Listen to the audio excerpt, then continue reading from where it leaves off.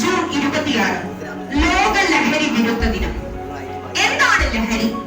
മനുഷ്യന്റെ സാധാരണ അവസ്ഥയിൽ നിന്നും ഭ്രാന്തമായ ഉന്മാദാവസ്ഥയിലേക്ക് കൊണ്ടുചെന്നെത്തിക്കുന്ന വസ്തുവാണ് ലഹരി.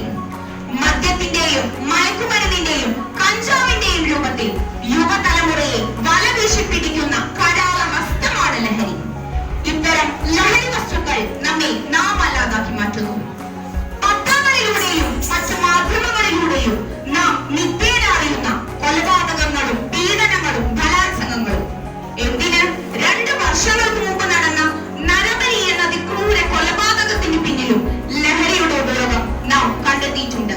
തുടങ്ങിയ ലഹരി പദാർത്ഥങ്ങൾ വ്യക്തികളെയും കുടുംബാംഗങ്ങളെയും ആരോഗ്യപരമായും സാമ്പത്തികമായും സാമൂഹികമായും സാംസ്കാരികമായും നശിപ്പിക്കുന്ന സാമൂഹ്യ വിപത്താണ് എന്ന് ഞാൻ മനസ്സിലാക്കുന്നു. വിദ്യാലയങ്ങൾ പോലും ലഹരികൾക്ക് അടിയറവ് പറയാൻ തുടങ്ങിയിരിക്കുന്നു. ഇതിനെതിരെ ശബ്ദിക്കേണ്ടത് നമ്മളാണ്. അതെ, നമ്മൾ തന്നെ. വ്യതിയാനം തടയണം, ലഹരിയെ തുരത്തണം, പതുങ്ങി തീരും മക്കൾക്കെന്നും കാവലാകണം.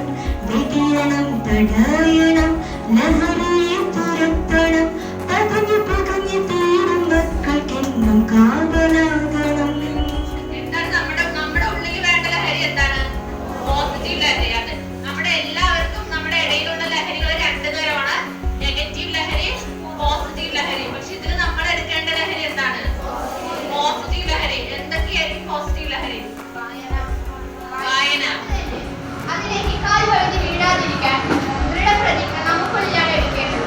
തീരുമാനം ശക്തമാവണം. വായനയും പാചകവും കളിയും തുടങ്ങി ധാരാളം നല്ല ലഹരികളും നമുക്ക് മുമ്പിലുണ്ട്.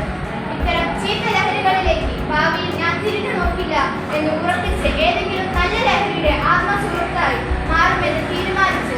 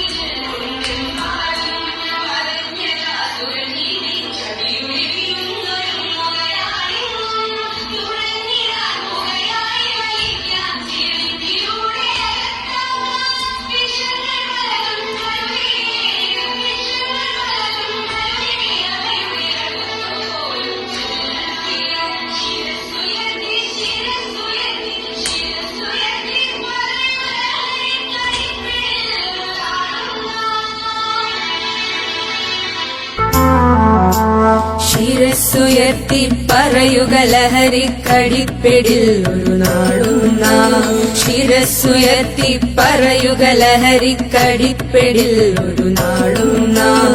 വരം കണക്കി കിട്ടിയ ജീവിതം എറിഞ്ഞുടയ്ക്കുകയില്ല നാം.